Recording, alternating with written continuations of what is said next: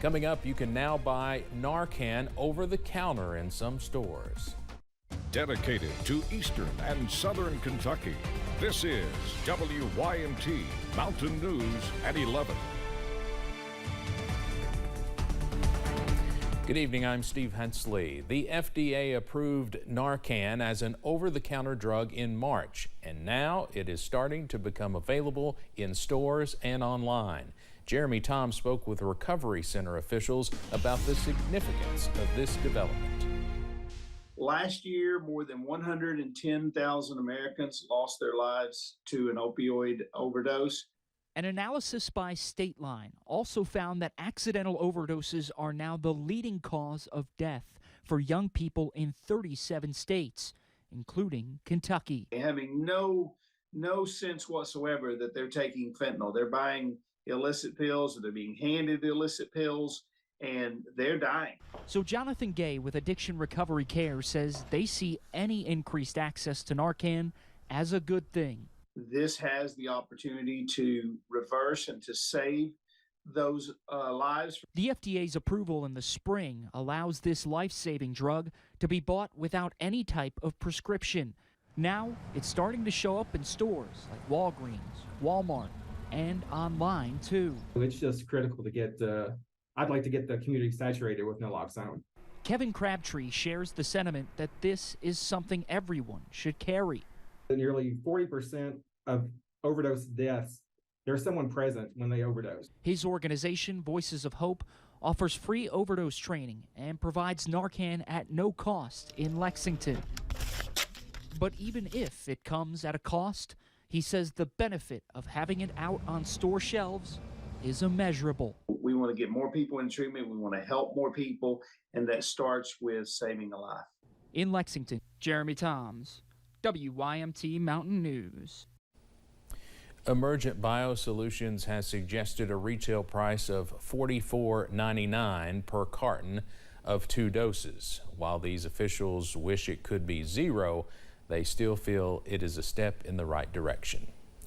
A former Eastern Kentucky prosecutor charged with murdering his wife is due in court tomorrow. 49-year-old Donald Deskins is charged with murder and tampering with evidence in the death of Judith Deskins. He is a former assistant Pike County attorney. A grand jury indicted Deskins last week. His indictment says he caused blunt force trauma with intent to cause her death. Deskins is on the docket to be arraigned tomorrow morning. Kentuckians are now just hours away from placing the first legal sports bets in the Commonwealth. There's a lot of excitement at the Red Mile in Lexington and other places as they get ready for in-person betting. It starts tomorrow at 10 a.m. At Red Mile, they'll have 14 self-serve kiosks and 5 teller options to place your wagers. Red Mile's Gabe Pruitt says even if you're new to betting, they are available to help. Well, it's going to be very easy because we're going to have a lot of people on the property that have a lot of experience in this. So Caesars Entertainment operates, I believe, 186 sports books, so they're very well versed. We're happy to have a lot of our management here on the property within the sports book that are coming from other properties internally.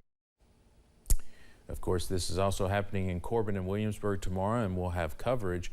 While retail betting begins tomorrow, online betting will begin later this month on September 28th.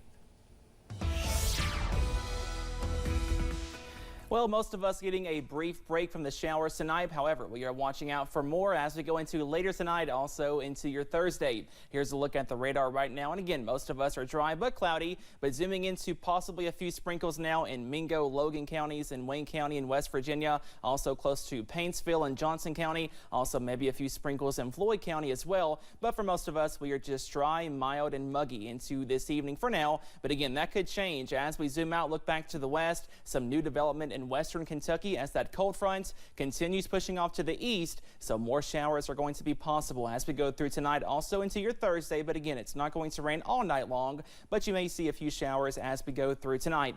Those temperatures are mild and muggy in the middle to lower 70s, 73 for London, 72 in Somerset, also Manchester, and 76 over in Pikeville. Temperatures do not get much cooler as we go into tonight. We fall into the upper 60s and lower 70s. We stay partly to mainly mainly cloudy, watching out for a few showers, also watching out for some areas of dense fog as well, and more rain chances on the way by Thursday, also into the weekend. Those details coming up in just a few minutes. Steve?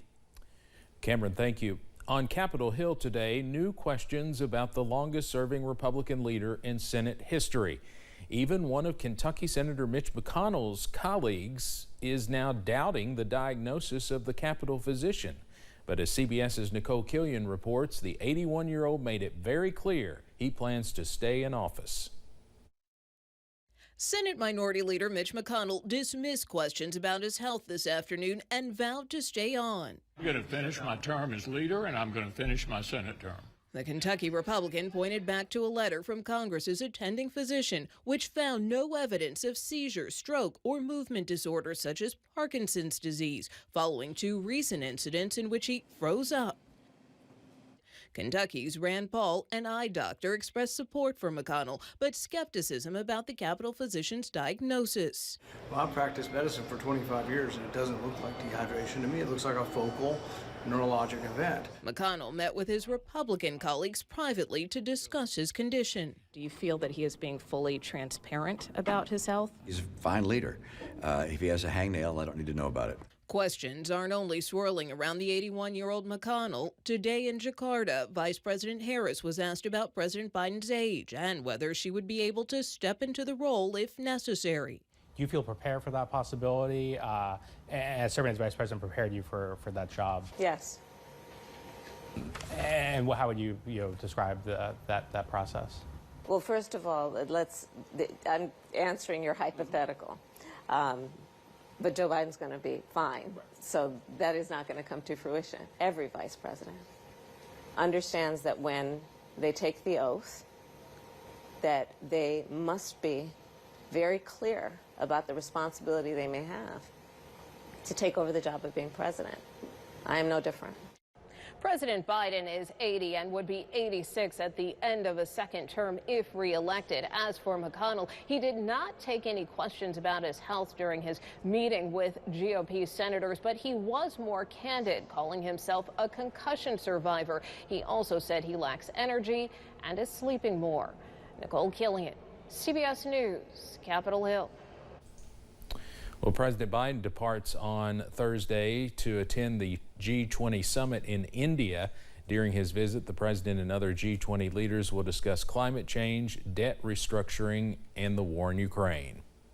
Back here in eastern Kentucky, all Floyd County schools will be closed on Friday. Officials say this is due to the death of the school system's lead driver trainer coordinator on Monday.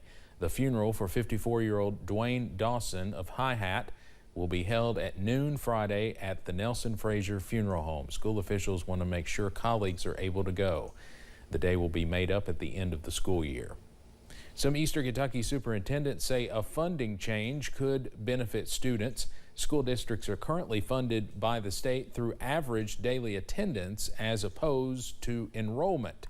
Letcher County School Superintendent Denise Yount says enrollment-based funding can provide districts more money and the ability to invest more into students. Our kids are our future, and if we don't provide them with an appropriate education, we're missing out the opportunities that they can provide for us later. We're building the next generation of doctors, lawyers, scientists. Anything is possible, and they are bright, brilliant kids who can change this world. The funding change would need to be approved by state legislators. Yount says superintendents have been advocating for this change for years. St. Joseph Hospital just got a large donation to help underserved patients. The hospital foundation received more than $1.2 million from Common Spirit Health's Mission and Ministry Fund. That money will help integrate preventative screenings into primary care settings. It's expected to have the most impact in Fayette, Madison, and Laurel counties. A Floyd County bridge that was closed due to safety concerns is open again with restrictions. The Justel Bridge is along Kentucky 2557, just west of US 23. It was closed due to structural issues with one of the piers.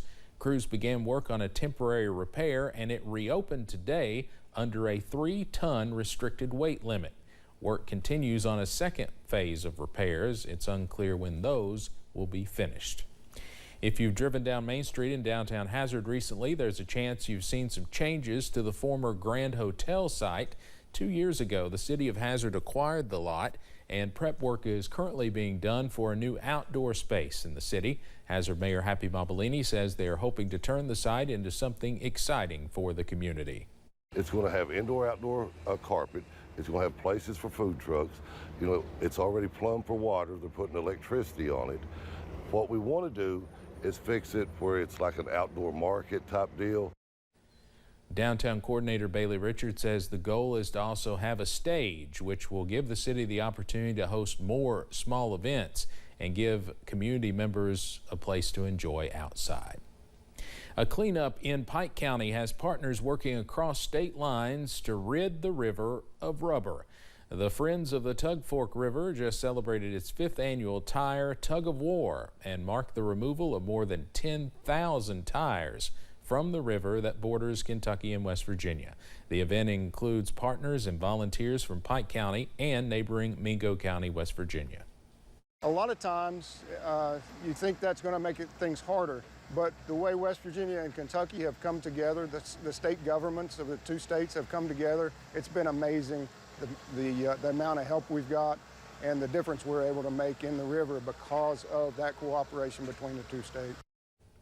Organizers say they're always looking for more volunteers. You can find out how to help on our website.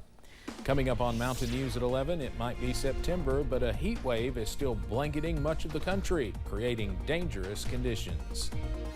And you may need the rain gear on your Thursday morning commute. That full forecast coming up after this break.